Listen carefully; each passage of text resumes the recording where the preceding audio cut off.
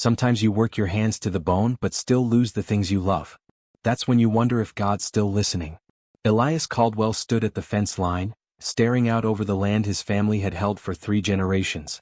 The sun dipped low, painting the sky in dusty pink and gold.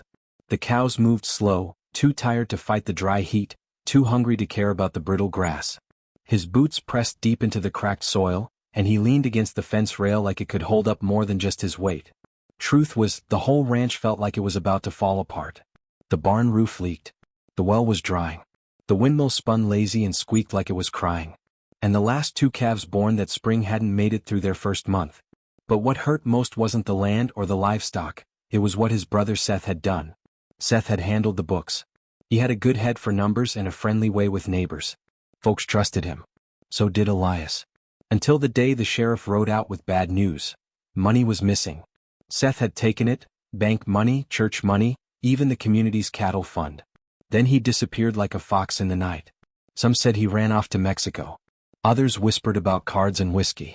Elias didn't know, and maybe he didn't want to.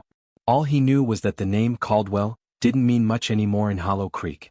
And the ranch, his father's pride, was bleeding dry, day by day. Still, Elias didn't stop. He woke up before the rooster, prayed before coffee, and worked until the stars came out. He believed that hard work and God's grace could carry a man farther than luck ever would. Then came word from town. Roy Holloway, his quiet old neighbor who lived just past the ridge, had passed away. Roy owned the only spring left in the area that still ran full, even in dry times. Elias hadn't seen Roy much in recent years, but he'd always respected him. The news didn't stop there. Roy's land hadn't gone to the county or to strangers. It had been left to a niece, a woman named Mira Holloway. Folks said she was coming out on the next stage from back east to settle the estate. Elias didn't know her, but the thought of that land, that spring, being sold off to someone who didn't care about Hollow Creek made his chest tight. So the next morning he rode into town. Not with fancy words or papers, but with hope tucked beneath his worn hat. He tied his horse outside the general store and waited near the boarding house where travelers usually stayed. And sure enough, by mid-morning, a stagecoach kicked up dust as it rattled down the road. A single passenger stepped out, a woman dressed in plain traveling clothes, hat pinned neat atop her head. She didn't look fragile like the city women Elias had met long ago. She looked sturdy, watchful, like someone who'd seen trouble but kept walking anyway. She didn't smile when she saw Elias, but her eyes held a quiet strength. "You must be Elias Caldwell," she said. He nodded and tipped his hat. "And you're Miss Holloway?" "Yes," she replied, glancing around the town like it was too small to fit her plans. "I'm here to settle my uncle's land. I'll be heading out to look it over tomorrow." Elias cleared his throat. "Begging your pardon, ma'am, but I hope to speak with you before you make any decisions." "I've already got offers," she said, folding her hands neatly. "Good ones. The spring makes it valuable. I'm sure you understand." "I do," Elias said. "More than you know. That spring feeds my lower pasture, and 5 other families use water from the creek that runs from it. If it's fenced off or rerouted, we'll all lose everything." Mira raised an eyebrow. "Sounds like poor planning." Elias looked her square in the eye. "Sounds like the land was made to be shared. And your uncle knew that. He never shut anyone out." "I'm not my uncle," she said. "I have bills and responsibilities. I can't give land away for the sake of kindness." "I'm not asking you to give it away," he said gently. "Just asking you to see. Walk the land. Meet the people it helps. Spend a few days on my ranch and judge for yourself." Mira hesitated. "I'll make no promises," she said finally. Elias nodded. "Fair enough." She turned and walked toward the boarding house. Elias stayed where he was, watching dust settle around her boots. He didn't know if she'd change her mind. But he knew this. When things feel too dry to grow, that's when God does his best work. And maybe, just maybe, he had sent Mira not to close a chapter, but to start a new one. When survival hangs on a single spring, you start to see just how quickly neighbors can become enemies, or how God can use it to make strangers into something more. Mira Holloway rode side saddle on one of Elias's older Maras. Her gloved hands clutched around the reins with more grace than skill. She wasn't a natural rider, that was plain to see, but she didn't complain once as they made their way across the hills. The land stretched quiet and wide before her, golden with dry grass, dotted here and there with cows and wind-worn fences. The trees were few but strong, and the sky above held a blue so deep it looked like it had never known a ceiling. Elias rode beside her, his frame tall in the saddle, quiet but watchful. He didn't speak much, but when he did, it was plain and respectful, like a man who'd learned a lot more from work than from books. By midday they reached the edge of Mira's inherited land. The spring bubbled gently beneath a small bluff, the water clean, cold, and true. It was the kind of place that could keep a town alive, or make a man rich if he sold it to the right people. "This is it," Elias said softly, tipping his hat back as he looked at the water. "The heart of Hollow Creek." Mira dismounted, brushing the dust from her skirt. She crouched by the spring and dipped her hand into it. The water was crisp against her fingers, like a whisper from her uncle's past. She looked back at Elias. "It's just water." He didn't answer right away. Instead, he dismounted, walked over, and scooped a small tin cup from his saddlebag. He filled it and handed it to her. "Drink it," he said. She did. And in that one sip she tasted more than just cool relief. She tasted the life this land gave. The cattle. The crops. The people who depended on it. Still, she set the cup down gently and folded her arms. "I've had 3 offers in less than a week," she said. "All from buyers with real money. One from a mining outfit. Another from a freight company. And one," she paused, "from a corporate farm called Denton Agribusiness." Elias's jaw stiffened. "Clive Denton?" She nodded. Elias turned toward the horizon, hands on his hips. "Clive's been buying land around here for years. Not because he needs it, but because he wants control. He fences off water, drives out small farms, replaces them with machines and hired men who don't know a calf from a mule." "I'm not here to play the town's hero," Mira said, softer now. "I'm just trying to close out my uncle's affairs." Elias looked at her, his eyes steady and clear. "Then come see what this water means. Stay for a week. Work beside me. Ride the fence lines. Meet the families. If after that you still want to sell, then I won't say another word." Mira hesitated. She was a woman of plans and numbers. Spreadsheets didn't cry. Cities didn't beg. She wasn't used to feelings muddying up business. But something in Elias's eyes, steady like the river rock, unsettled her. Not in a frightening way. In a way that made her wonder if maybe God hadn't just brought her here to settle land, but to settle something in her heart too. "Fine," she said, squaring her shoulders. 1 week. Elias nodded once. "Thank you." As they rode back toward the ranch, Mira noticed something else. Children waving from a field as they passed, a gray-haired woman hanging laundry and smiling their way, and an old preacher tipping his hat as their horses clopped by the chapel. This wasn't just land. This was a way of life. And now she was part of it, even if only for a week. Sometimes stepping into someone else's world is the only way to understand your own. The next morning came with golden sunlight spilling over the hills, brushing the tall grass with a quiet warmth. Roosters crowed, and the scent of warm bread drifted out from the kitchen window of the Caldwell ranch house. Mira Holloway stood on the front porch, her travel bag tucked at her feet and a look of uncertainty in her eyes. She wore a simple cotton dress, dusty boots she had borrowed, and her uncle's old hat, slightly too large for her but full of memories she couldn't quite place. Elias Caldwell came out of the barn leading a chestnut mare already saddled. He nodded toward her. "You ready for your first morning?" he asked.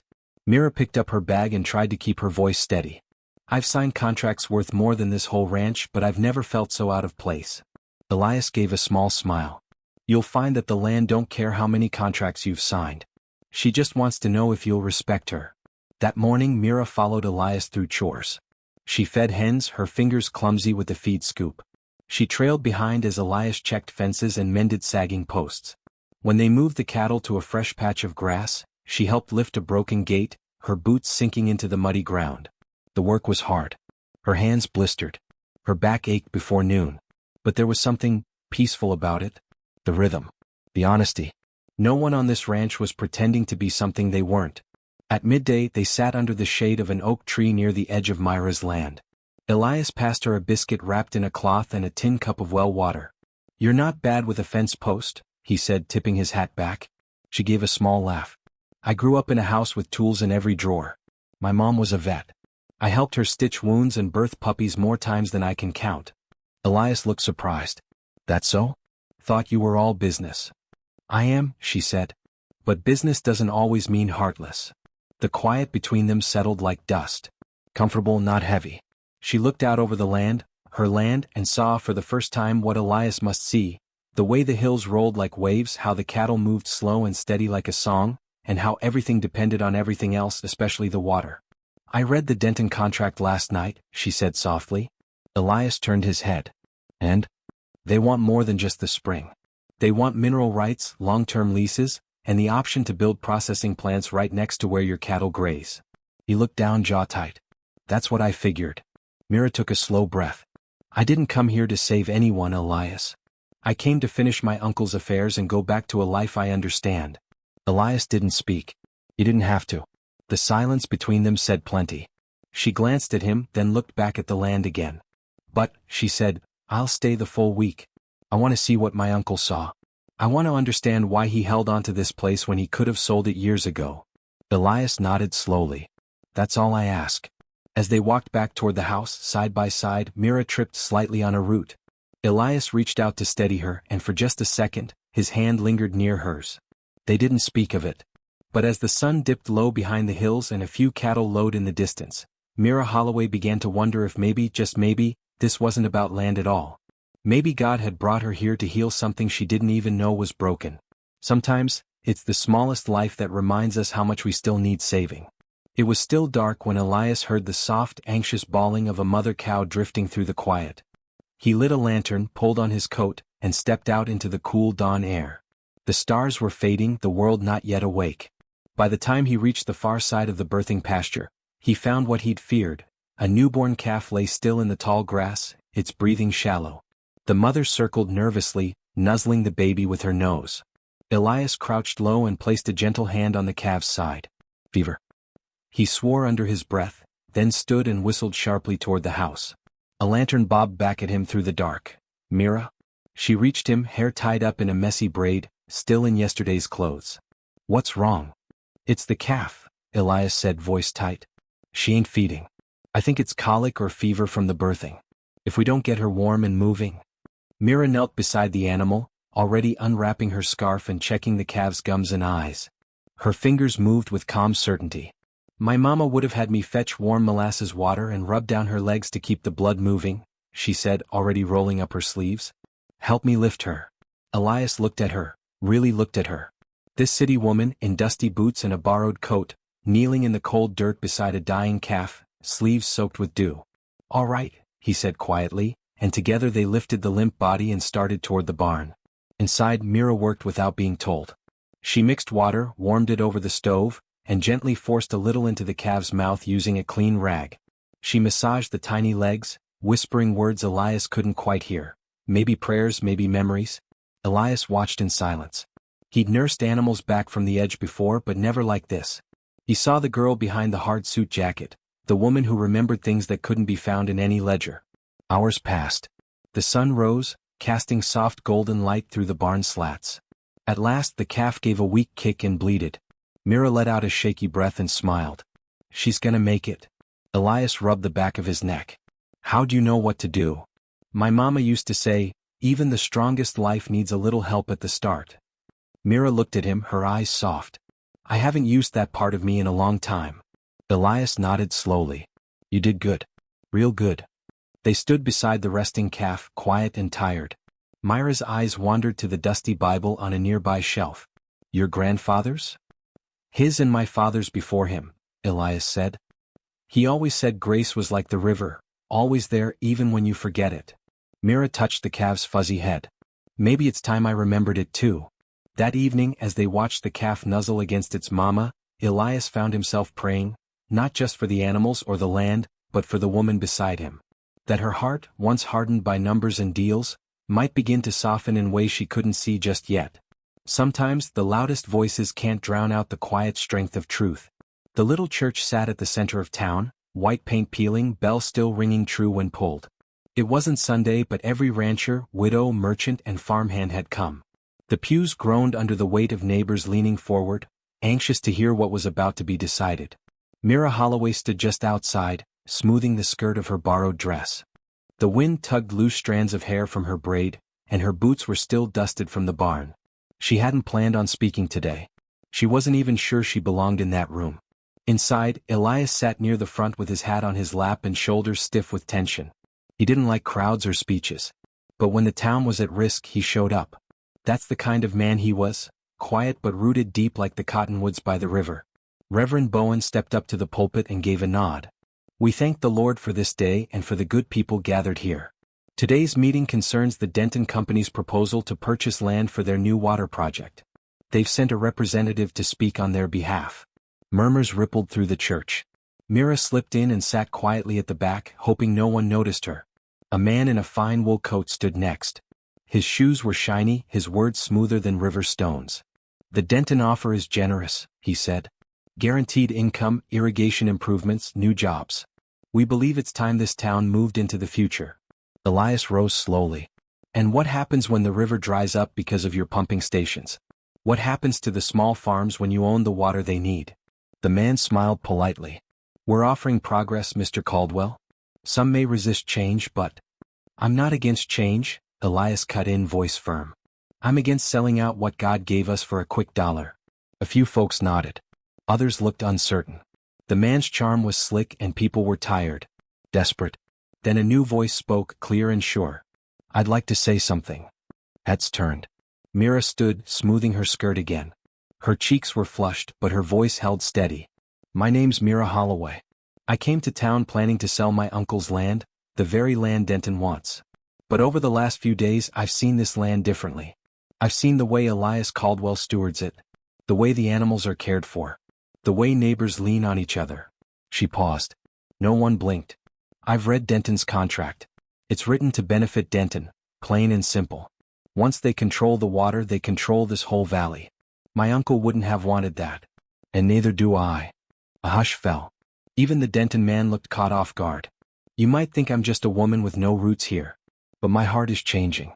And if you'll let me, I want to stand with those who believe this land is worth more than money. When she sat down, the room stayed silent for a beat longer. Then someone clapped. Then another. Soon the whole church echoed with it. Elias didn't look back, but his hand gripped the brim of his hat tighter. After the meeting, Mira stepped out into the golden light. Elias came up beside her, silent for a moment. You didn't have to do that, he said. She looked at him, chin raised. I know. But I'm mighty glad you did. They stood on the church steps as the town buzzed around them, changed somehow. Stronger. United. And Elias, who had long fought his battles alone, realized he wasn't alone anymore.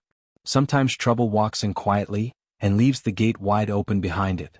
The morning sun stretched over the hills, painting the fields in golden light, but something was wrong.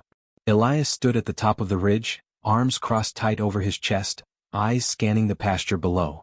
The herd was scattered. Too scattered. He jogged down the slope, boots pounding dry earth, and when he reached the lower fence line, his worst fear was confirmed. The west gate hung open, the latch twisted unnaturally.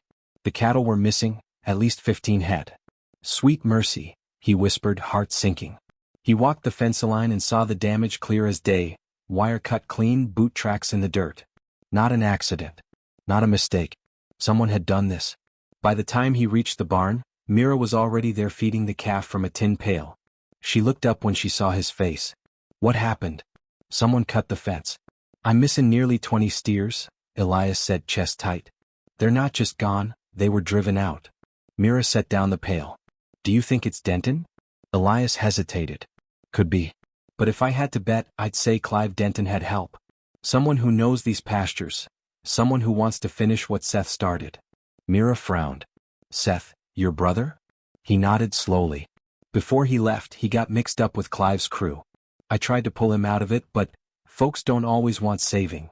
I'll help you, Mira said without pause. Show me how. Elias blinked, surprised again by her steadiness.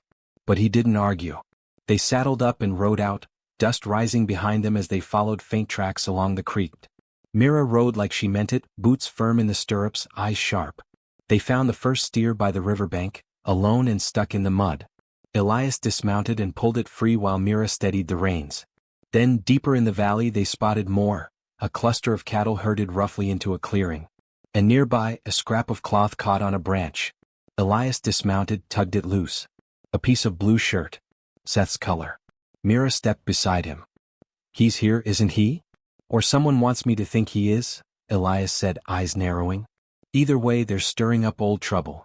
They drove the cattle home slowly, watching the treeline, saying little.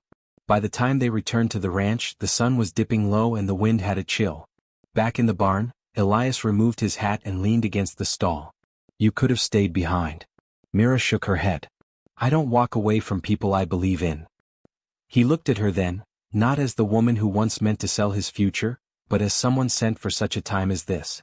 You ride like someone born here, he said softly. I wasn't, she said. But maybe I'm being remade here. Elias smiled just a little, tired but grateful. We'll fix the fence first thing tomorrow. And I'll keep a watch tonight. I'll keep it with you, she replied. That night, as they sat on the porch, rifles leaned close, stars spreading wide above them, Elias felt something shift deep in his chest. Maybe, just maybe, what had been lost was being found again. Sometimes the land remembers what people forget, and it speaks through what's been left behind. The morning after the cattle scare, the sky turned a pale gray and the air hung heavy. A quiet kind of storm, the kind that settled in your bones before you even noticed the clouds. Elias and Mira rode out before breakfast, back to the broken fence line where the herd had been lost. There was still work to do, repairing wire, hammering new posts, and making sure whatever evil had slipped through would not return. Mira worked without complaint, her hands red from gripping wire, her dress hem stained with dust and grass. Elias handed her a canteen, watching her as she wiped her brow with the back of her arm. For someone who once called city buildings home, she fit here like a missing puzzle piece finally snapped into place. You know, Elias said softly, you're different than I expected. Mira smirked, glancing at him. So are you. They smiled, an easy shared smile. But it didn't last long. While hammering a post near the edge of the north ridge, Elias paused. Something looked strange, like the earth had been disturbed. A tree, old and hollow at the base, leaned slightly toward the creek, and around it the dirt looked soft. Curious, Elias stepped closer. Mira, bring the lantern from my saddlebag. When she returned, he dropped to one knee and peered inside the hollow of the old cottonwood. The smell of damp wood and moss filled the air. Then, his fingers touched something dry and wrapped in oilskin. He pulled it out gently. It was a journal, leather-bound, worn and held together with a leather strap. The initials JH were carved in the corner. Mira's hands flew to her mouth. That's my uncle's. Josiah Holloway. Elias untied the strap. The pages were delicate, the ink faded but readable. Together, under the wide sky, they read, July 13th. If you're reading this, it means I'm gone. I hid this book because I know one day someone will come asking what I believed about this land. I never married, never had children, but this soil, it was my family. And the water here, it don't belong to men with money. It belongs to God and those who work the land honest. Protect it, please. Tears welled up in Mira's eyes. She touched the page like it was something holy. He wrote this for me, she whispered. He must have known one day I'd need reminding. Elias said nothing, but his heart swelled. Not because of the journal, but because of her. Because she was beginning to see, really see, what this land meant. What grace could mean when it flowed like a river, steady and deep. They rode home slow that day. Quiet. Change. That evening, Mira sat alone on the porch with the journal in her lap, the lantern casting warm light on its cover. She whispered a prayer into the stillness. Not loud. Not polished. But real. Lord, if you brought me here for this, I'm listening now. Inside the house, Elias watched her through the window, his own hand resting on the old family Bible near the hearth. Out here, on land carved by faith and watered by truth, God wasn't just a name spoken on Sunday. He was in the wind, in the soil, in the hearts of those who chose to trust. And that night, both Mira and Elias dreamed, not of cattle or money or fences, but of rivers running strong and hearts learning how to forgive. Some doors we bolt shut, until love or mercy knocks louder than pain. The sky was turning from gold to deep purple when Elias heard the knock. 3 quiet raps on the front door. Not loud. Almost afraid. He set down his mug of coffee, still warm in his hands, and walked to the entry, unsure why his stomach turned like that. He opened the door and stopped breathing. There, standing on the porch in worn boots and a threadbare coat, was the man he hadn't seen in over 2 years. Hair longer, eyes sunken, but there was no mistaking him. Seth Caldwell. His younger brother. Mornin', Eli, Seth said quietly, hat in hand, voice hoarse. Elias didn't speak. Couldn't. 100 memories, some good, most bitter, rushed through his head. The days they rode together. The fights. The lie. The theft. The morning he woke up and Seth was gone, along with half the ranch's savings. Seth looked down at his boots. I ain't come to cause trouble. Just thought maybe I could talk to you. Elias's jaw tightened. Talk? After 2 years? After you left me holding the pieces of a life you shattered? Seth nodded. I know. And I don't deserve nothing. But I got nowhere else to go. Before Elias could respond, Mira stepped onto the porch behind him. She froze, eyes darting between the two men. This your brother? She asked softly. Seth met her eyes. Yes, ma'am. Elias turned to Mira, voice low. I don't trust him. He burned this ranch once. He could do it again. Mira put a hand gently on Elias's arm. I don't know him. But I know Grace. Let him speak. Reluctantly, Elias stepped aside. Seth entered slowly as if the floor might reject him. Inside, the air was thick with silence. He sat at the kitchen table, hands folded tight as if holding something in. I was wrong, Seth began. What I did, the money I took. I thought I could fix things before anyone noticed. I planned to pay it all back, but then I lost it. Gambling. Foolishness. I got scared and ran. You left me with the bank breathing down my neck, Elias said, his voice low and cracked. I know. And I won't ask forgiveness. I just want to make it right. Elias leaned on the counter, arms crossed. How? Seth reached into his coat and pulled out a small ledger. I've been working these past months, hard labor, mind shifts, odd jobs. Every dollar I could spare went into this. He slid the ledger across the table. Elias opened it slowly. Inside were neat columns, dates, names of places, wages, and deposits marked for Caldwell Ranch. I've been sending it through someone else quietly. Didn't want you to think I was trying to weasel back in. Elias flipped through the pages. It wasn't everything, but it was more than he expected. Tears stung his eyes, but he didn't let them fall. Mira spoke gently. You didn't have to come back. But you did. Seth's eyes met hers. Something told me to. Maybe it was the Lord. Maybe it was just a fool's hope. Elias sat down across from him. Don't expect this to be easy. Don't expect the town to forgive. But maybe... He paused, looking at the ledger, then at Mira, and finally back to his brother. Maybe the Lord ain't finished with either of us. That night, the three of them sat on the porch. Not as friends yet, but as people who had all known failure and now were tasting the slow, hard work of grace. Elias didn't know what would come next. But he knew the ground was soft enough for new seeds. And that was a start. Sometimes the safest path isn't the one with fences and signs. It's the one you walk by faith. The morning sun touched the hills with soft light, painting the fields gold and green. The ranch was still. Just the call of a hawk overhead and the sound of Elias feeding the horses in the barn. Mira stood near the fence line, her fingers brushing the weathered wood. In one hand she held a letter. The envelope was clean and white, crisp against the dirt under her boots. She had opened it 3 times already. And each time, the words inside pulled her heart in a different direction. We are pleased to offer you a senior position. Generous salary, relocation support. Position begins in 30 days. The firm back in Chicago wanted her. They'd seen her talent. The job offered security, comfort, even respect. Everything her younger self had once dreamed of. And yet, she looked across the pasture.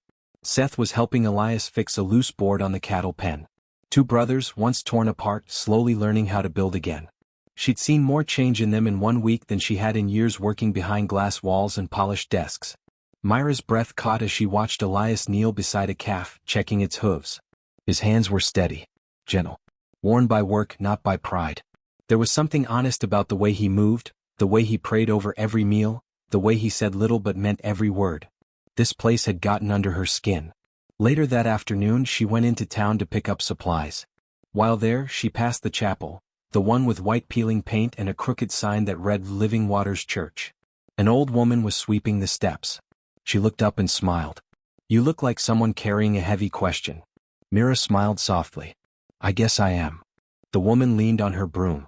Well, child, don't ask what makes life easier. Ask what makes it matter. That night, back at the ranch, Mira sat by the fire, the letter unfolded in her lap. Elias sat across from her, quiet. The firelight danced on his face. I got the offer, she said softly. He nodded. I figured. They want me back. Big title. Big money. He didn't ask her what she'd decided. He didn't try to sway her. Just stirred the fire with a stick and said, I won't beg, Mira, but I'll pray. Mira looked at him, eyes full. You always say that. He smiled. It's what I've got. She stood and walked toward the small writing desk by the window. Reaching into the drawer, she pulled out the small leather ledger Seth had handed over, the one with every dollar and note he had recorded to repay what he stole. But tucked inside, Mira found something else. A folded piece of paper. Different handwriting. Not Seth's. She opened it carefully.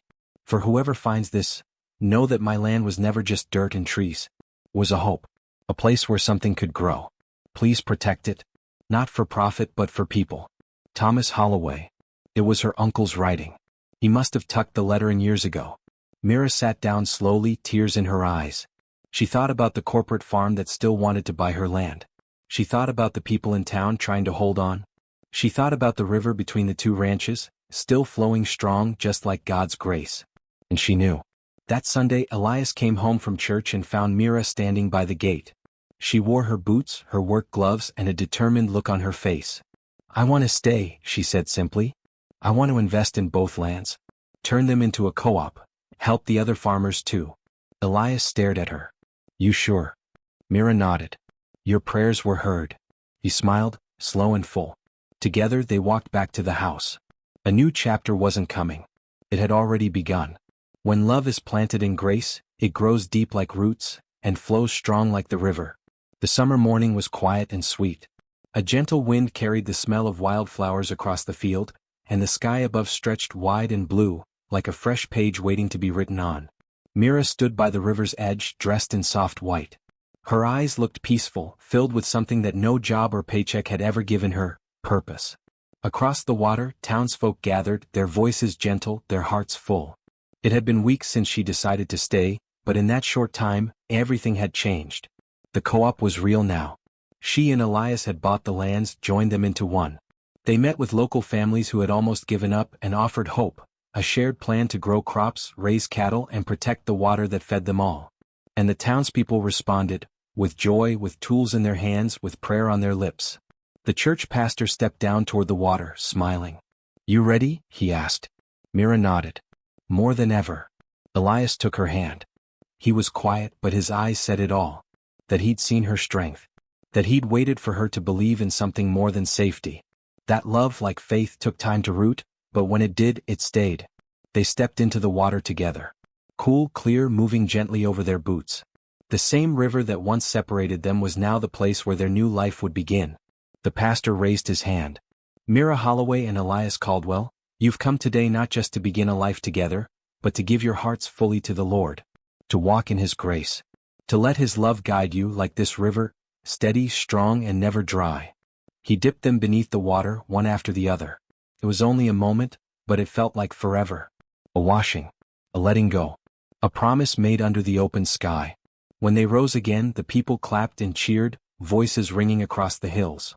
Back on dry land, Elias reached into his coat and pulled out something small. It was his grandfather's Bible. The leather was old, worn smooth by time. He placed it in Mira's hands. "My grandfather said this book taught him how to love. Said grace never runs dry." Mira held it to her chest. "Neither does the heart that knows where its river comes from." Later that evening, with lanterns glowing and laughter in the air, they danced under the stars. Not just Elias and Mira, but everyone. Farmers and widows, children and friends. People who had nearly lost their land, and found more than they ever hoped. They didn't call it a wedding. They called it a homecoming.